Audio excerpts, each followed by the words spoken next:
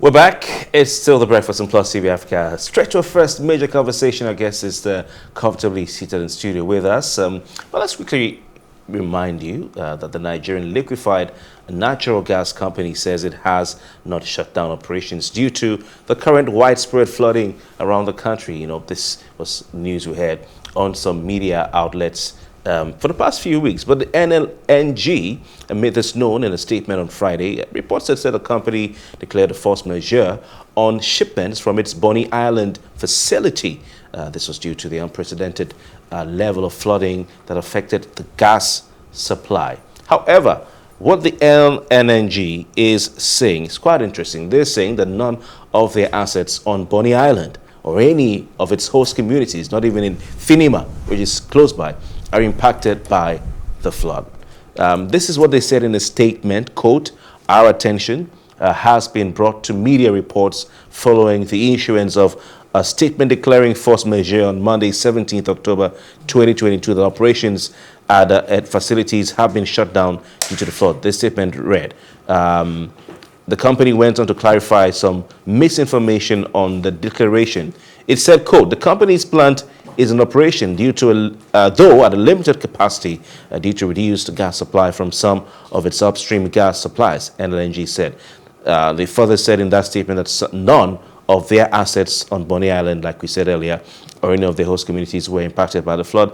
The force majeure is a consequence of a similar notice by an upstream gas suppliers due to the impact of flood in their production facilities. So, I mean, gas is quite important, Mercy, in the scheme of things in Nigeria. We've been grappling with gas prices over the past few, months. Our guest tonight, this morning, rather, is Executive Director of DMA Advisory and Management Services Limited in Lagos, Gbolahan, Olojode. Good morning to you. Thank you very much for your time. Good morning. Nice to be here. Fantastic. I sent someone from the house, a staff who helps us, run errands at home, to buy gas, cooking gas, probably called LPG, on Friday. And he said, "Hey, Oga, I don't know how much it will cost. Wait, let me go there first." Because the way it goes, the price has been fluctuating. He went to the, station, to the plant, and called me, and he told me how much 1 kg costs. I took my phone, did the calculation, Mercy, and it was 10,000 something for 12 kg. Cylinder, yeah. So LNG is now saying that, they don't have any issues. Are we to believe them? What's going on? Okay, if we need to just decompose what the issues are. NLNG is saying my facility as NLNG is not affected by the flood. So the NLNG has its own plant where it processes gas and produces LPG and other components that comes with it. But then it takes feedstock from some other producers. Now, when those other producers are having challenges, it will affect the quantity of feedstock that it receives.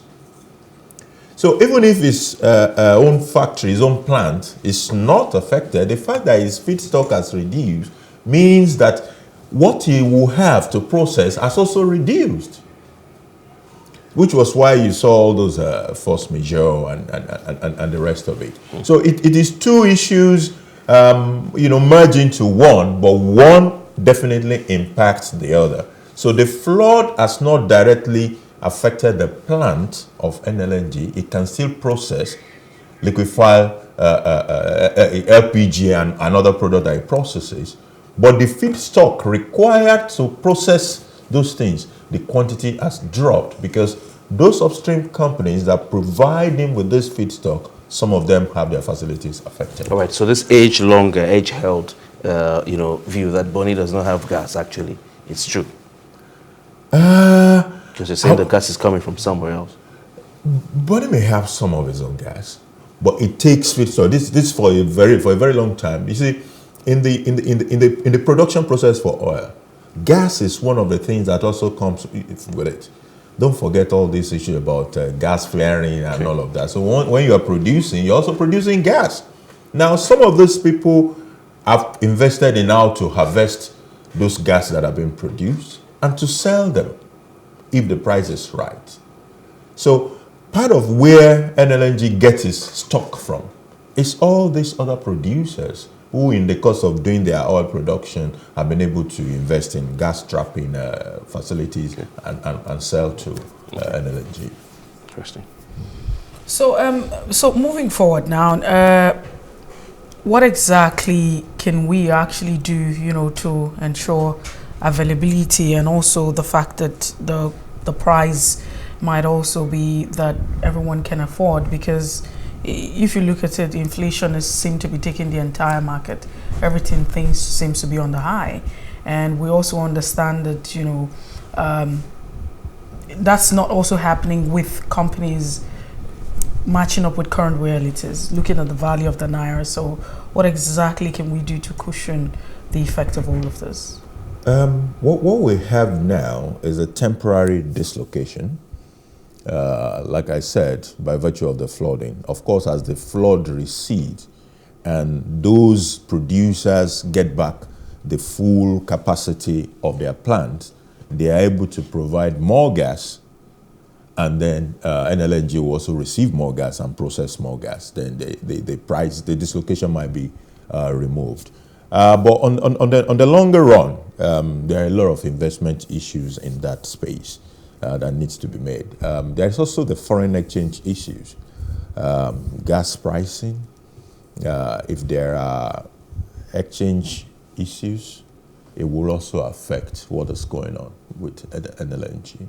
But there has been a renewed focus by NLNG on the domestic market, because initially it seems as if it wasn't able to produce enough for the domestic market. But what they had said, they have come out to say, look, we can produce for this market. That there have been instances in the past when the market could not even take everything they produced, and there had to be a lot of importation. Where the price problem will come in, which may hit us in the real sense, is if NLNG is unable to meet domestic production and a lot of importation happen in the face of declining naira value, then we should expect some inflation in that space. There will be high prices.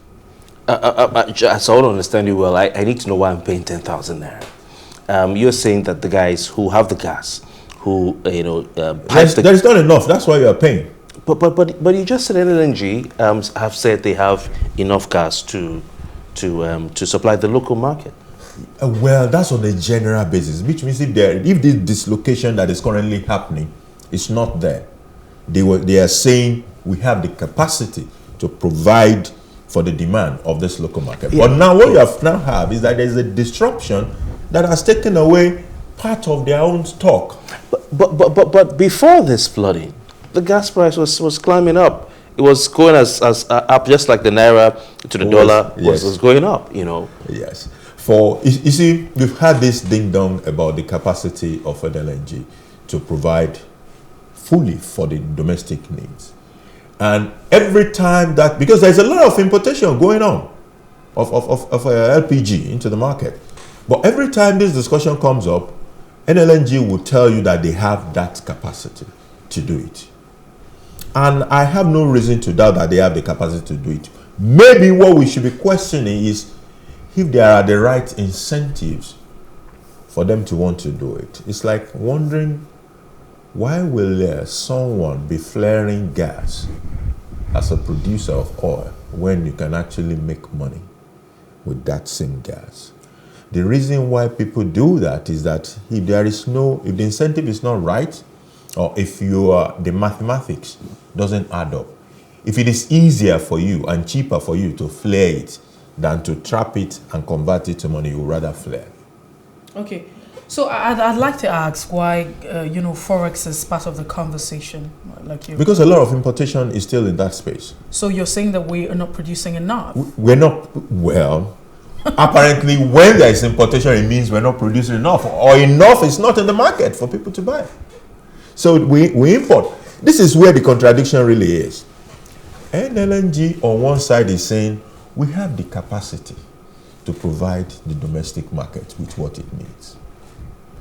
But what we have seen in this same market is that year in, year out, a lot of importation are still required to meet what the domestic market needs. So there is a missing information out there, or how do I put it now? It's as if, for lack of another way to describe, somebody is not telling the full truth. So if NLNG has the capacity to meet the local demand and it is not meeting it, then why? What's the question? So what do you think would be the issue? It could be that there is not enough incentive for them to want to do that. Incentive from where? The government, of course. Don't forget that this is a market. Because it's a market, and government is a partner of NLNG, where we've got 49% ownership of that, but it's still majorly owned by private entities. So we need to be able to fix that nexus. If an organization like NLNG has that capacity, we should ensure that they deploy that capacity to meet the domestic needs. Up until at least last year, I can speak categorically, a lot of importation still happened in that place, even when there were no flooding issue. So is the same thing as saying that the reason we're unable to have our products refined is also the same thing, the NLNG is actually experiencing as well, because we haven't had any reports saying that we don't have the capacity to refine our crude in Nigeria. No, it's a different story. We don't have the capacity to refine our crude.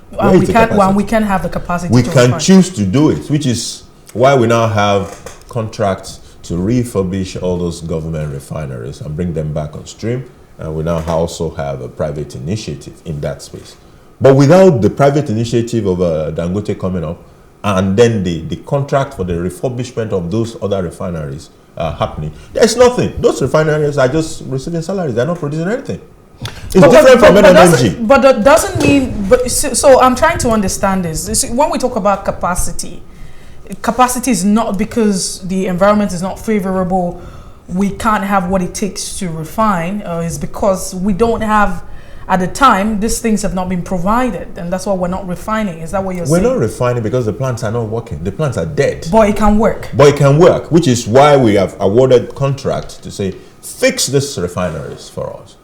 And if what government has said is anything to go by, then by the end of this year or first quarter next year, some of those refineries should be back on stream producing.